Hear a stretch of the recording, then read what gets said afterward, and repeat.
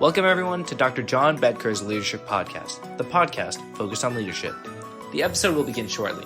Thank you so much for tuning in. Enjoy the podcast.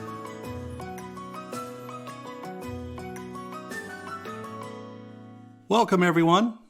Thank you so much for tuning in to the Dr. John Bedker Leadership Podcast. I'm your host, John Bedker.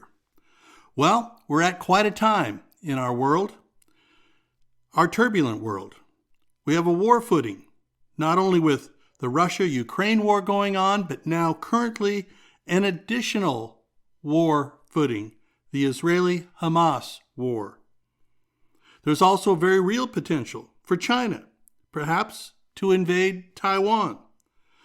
Actors around the world, globally, are poised to take a side in any one or all of these crises or potential crises, and to support one or more of them. They are each and every one geopolitically significant crises or potential crises. And if one of these further develops, it's possible that other events could emerge. So, truly a turbulent time in our world, a time when leaders and leadership could not be more important. Well, let's ask the critical questions right up front. What does a leader do in these circumstances? What should a world leader do in these circumstances? Because what we're confronted with is a couple of very clear and distinct alternatives. It is the forces of evil versus the forces of good. It really and truly is that. Framed it another way in the context of the United States, it's the forces of populism, white nationalism, Christian nationalism in the United States, seeking to change that very fundamental belief and understanding, we, the people, to me and my, to advance anti-Semitism, to spew misinformation, disinformation, and yes, lying in the name of freedom of speech. Wow. Leadership, leadership, leadership. We need it so much. Each and every one of these things, globally and nationally, that I have mentioned, are absolutely inconsistent with effective leadership. Advancing forces of evil, not the kind of leadership that we want to advance. These nationalistic, populistic movements in the United States, be they religious founded, ethnic founded, whatever, are not consistent with the type of leadership we want to and need to advance. Our country and our world is at many critical junctures, and we need to ask ourselves where our leadership, and I'm going to talk today about the United States Congress, where is the United States Congress in these many crises and potential crises? Without a leader, that's the simple answer, without a leader. Without a Speaker of the House of Representatives. And there is an individual attempting to take that seat, to advance himself to Speaker of the House, the leader of the U.S. Congress. His name, Jim Jordan. Now, in the last podcast, I spent some time talking about Congressman McCarthy and how he lost the speakership through ineptitude. I went at some length to describe absolute factual evidentiary details about that, which led him to that. Now we have another person trying diligently to advance. As we record this today, we don't know the outcome. We know that yesterday he fell short. Some 20 votes short. What will happen today? Vote has not yet been taken. We're not sure if it will be taken. The vote last night, in fact, was canceled. So we're unable to get to a position at the moment where we have a Speaker of the House of Representatives. Well, let's take a moment and talk about this person that would like that seat, because that's a seat of leadership. And we are all about that in this podcast. Let's talk about who he is. Jim Jordan. Well, he became a representative, a member of Congress, in the year 2007. He is a founding member of the right-wing House Freedom Caucus. This is an extreme right group, and he was one of the founding members. He was the ranking member on the House Oversight Committee, 2019 and 2020. He's the current chair of the House Judiciary Committee and the House Oversight Committee. So he's had lots of positions. He has managed to wield himself in such a way to gain these positions, important positions, significant positions. So, as we've often said, and I want to make this point from a leadership point of view, and let's be clear, we're talking about leadership, not politics, although this is a body about politics, but we want to focus on what the leadership component is. Well, I've often said, and you need to make sure that you are aware, that we must have a relationship between responsibility and authority. With great authority, which these positions that Jim Jordan has ascended to over the years, with that authority comes great responsibility. How has he exercised that? Well, of course, the job of Congress is to govern, to help the American people, to serve the American people. How do you do that? Well, the simple answer is by passing bills, by passing legislation to help the American people. So here's the point to take away from this person who thinks that they should be in the highest position of leadership, Speaker of the House. Jim Jordan has never passed a bill signed into law. Holy cow. Yeah, let's try that one more time. Jim Jordan has never passed a bill signed into law. So, authority, yes. Responsibility, wow. 0 bills passed into law. Well, what do we know about him more currently? Let's talk about that. His current activities. Well, one, he is an election denier. He voted against certifying the election of President Joe Biden.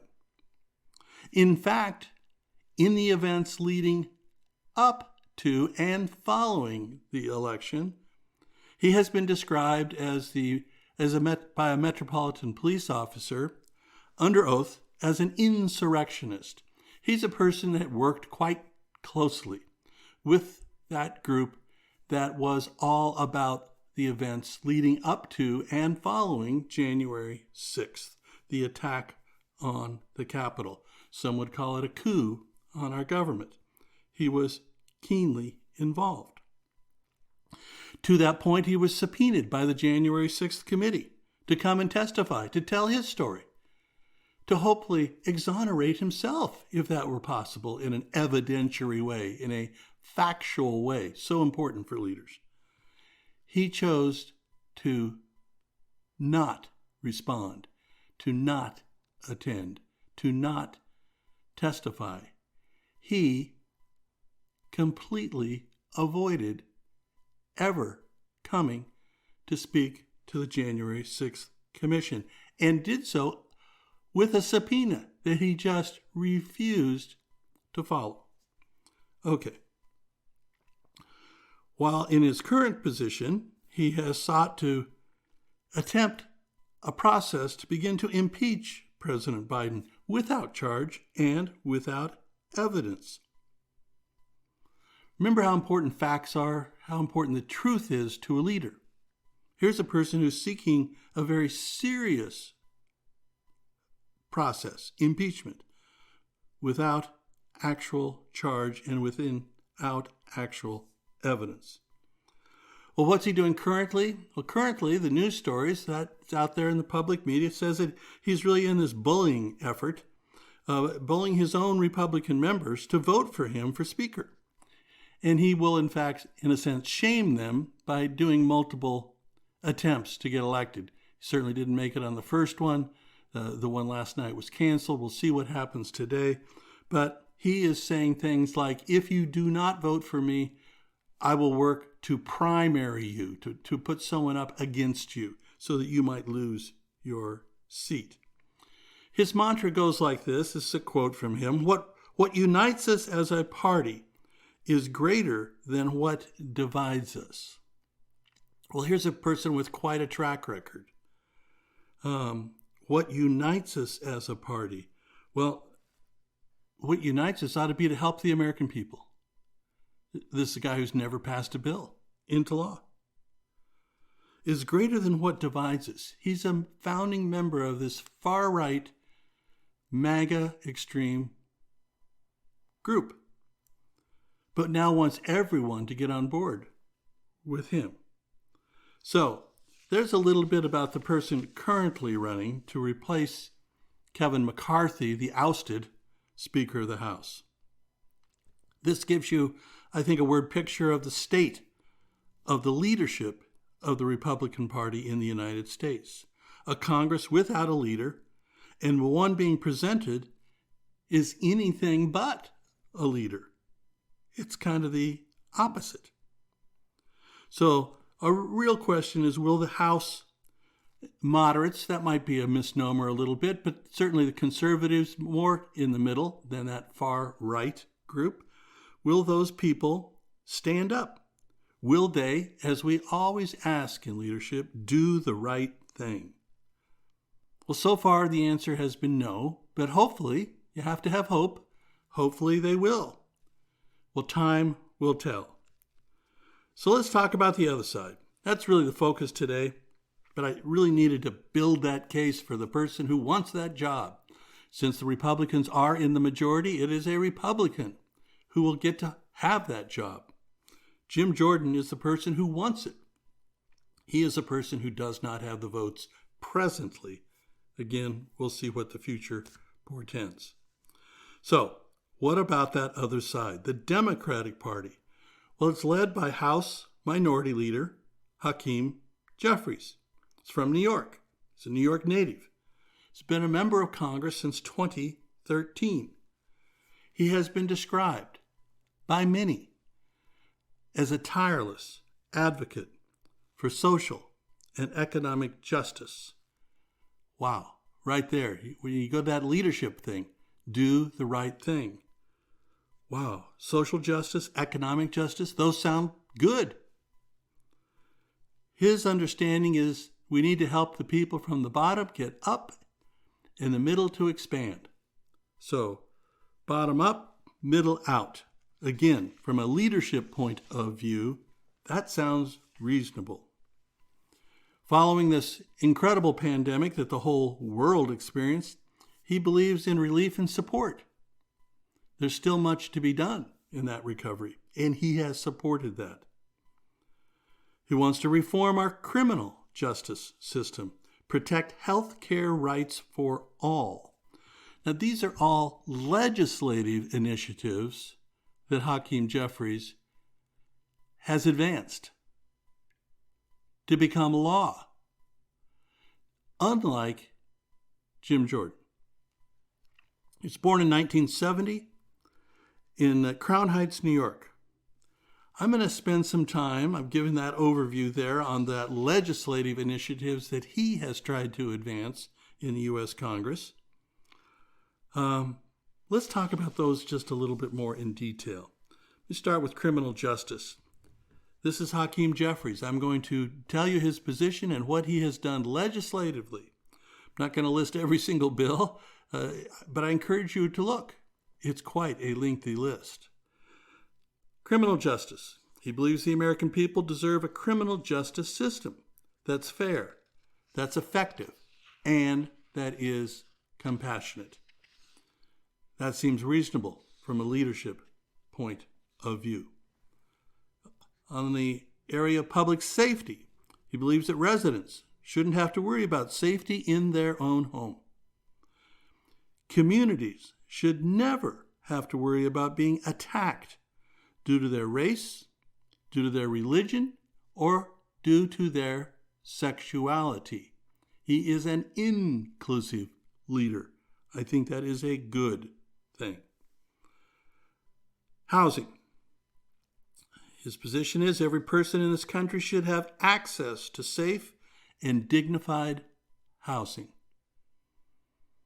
From immigration to homelessness to the economic disparity of so many and wage inequality in our country, this issue of housing access is hugely important, and he has advanced legislation in that regard. On the issues of energy and environment, he works on behalf of his district to create a clean energy. Communities across the world are on the front lines of climate crisis, and he believes that his area, Brooklyn, New York, is no exception and has brought legislation to advance clean energy for his constituents.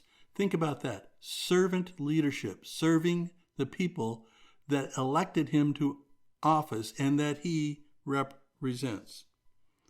Let's talk about a big one, the economy, our workforce. Well, since President Biden came into office and he became the minority leader, the former Speaker, Nancy Pelosi, handing the baton, so to speak, to him, over 12.6 million jobs have been created, and the labor participation rate has bounced back to pre-pandemic levels. That's not only a goal, but that's quite an accomplishment. Let's talk about another item, a little trickier perhaps, the issue of intellectual property. So what we need to do is understand that other countries, other actors may want to steal our property, fostering production and dissemination on their own of goods created here in the United States. Our marketplace, a very creative marketplace, we should benefit from, and he has advanced legislation for people that would like to steal our intellectual property for their own benefit to be brought to justice. Infrastructure and transit, hugely important. Transportation and infrastructure, crucial public goods, connecting communities, serving citizens, and providing then economic growth. Hiring those people to fix those roads, build those bridges, develop that airport. These are good things a leader should do. Education, he believes, is the backbone. Every single child should have the opportunity to robustly pursue the American dream, whatever kind and type of education. Formal, informal, college, vocational. He is a supporter of people's benefit from gaining knowledge. And this big one, immigration, we have to reform this broken system that both sides own, right? This is a podcast about leadership, not politics. Both sides own this problem. And he recognizes that it's broken. He wants to create a pathway towards citizenship for the millions of undocumented, hardworking individuals who dream of becoming Americans. Folks, the data is clear. We need more people. We have 5 million open jobs, unfilled. And it's not just, their people are there, they just don't want that job. No, there literally are not people to fill the jobs. So, solving this immigration issue, which Hakeem Jeffries would like to begin a debate about and get legislation for, is key and critical as a leadership matter. Talk about senior citizens. They deserve a right to not only a secure retirement, but a safe retirement. We need to be respectful and show the proper dignity to our senior citizens who have dedicated their lives to their community, to their workplace, to their families. Hakeem Jeffries wants to invoke legislation to ensure that. And one near and dear here to my heart, the issue of veterans. Veterans deserve our deepest appreciation and respect for the sacrifices, and let me emphasize that, the sacrifices they make to protect us both at home and abroad, and not only them, but their families. That spouse, whoever they may be, those children, they also suffer, pay a price, contribute, are part that needs our deepest appreciation for stepping up in the way that they do. This idea of giving tax breaks to the rich and then taking away veteran benefits, which the Republican Party has done, I can speak to this firsthand. I was shocked when I found out that my vision, my hearing, my dental, all 100% voted down by Republicans. And you've heard me talk about this before, but when I would ask my local Republican congressman, what are you going to do about this? And the answer is, oh, it was in an omnibus bill. I hate omnibus bills, so I'm going to vote that way again. I'm going to continue for you to not have those benefits.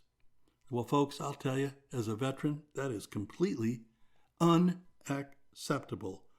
We have to look at leaders who practice leadership by saying to our veterans, we appreciate your sacrifice and your service that you and your family gave to this country. So healthcare, talked about that a little bit. That's a big deal. Okay, so in deference to the gentleman running for the office, Jim Jordan, and he's a Republican, it has to be a Republican, they are the majority. We looked at the counterside today. We looked at the minority leader, Hakeem Jeffries. What did we see? We see a person who has a long history of advancing legislating to support the American people, to support the people of his district, to serve those that elected him. Couple things to close on. We can all learn in our leadership journeys. Listening, not just to the words, but hearing what's being said. So important. When the Republicans were unable to have a Speaker of the House, ousted their own, and now have been unable for over 2 weeks to elect another, we have to ask ourselves, so what role could the Democrats play? And what Hakeem Jeffries did was sit down with his Democratic caucus, his Democratic colleagues, and said, tell me. And he listened. And what they arrived at was they would like to have a coalition. They would like to have a bipartisan deal. They're not going to get what they want precisely, but neither would the Republicans. And unfortunately, the Republican side says, no, my way or the highway. And that's where we are, the highway at the moment. So he listened, and he is absolutely demonstrating exemplary leadership, in my humble opinion. Why? Because he is a servant leader. He has heard the voices of his constituents. He has heard the voices of his colleagues in Congress.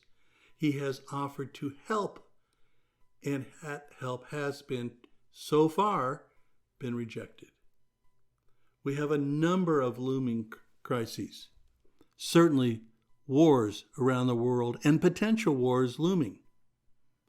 But we have a budget deadline as well, and it's coming up in less than a month. We need a leader, and we need leadership. Focus on leaders, focus on leadership, and ask yourself, if a person that's never passed a piece of legislation that became law is really that person that you want to lead, and if not, who is it? Find that person. If the Democrats would be willing to help, shouldn't you reach out? Would a leader do that? And the answer is absolutely yes. Not that either side is going to get what they want, and I do not want this to become politics. I want this to be an absolute study in leadership. That is the issue. Okay, everyone, that's it. Hope you all are doing well. I'm so grateful for you tuning in. Thank you so much. We'll talk soon.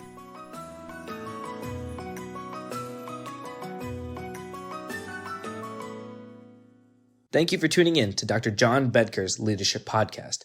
We hope you enjoyed this episode. Please tell your friends, and, of course, please follow our podcast and subscribe.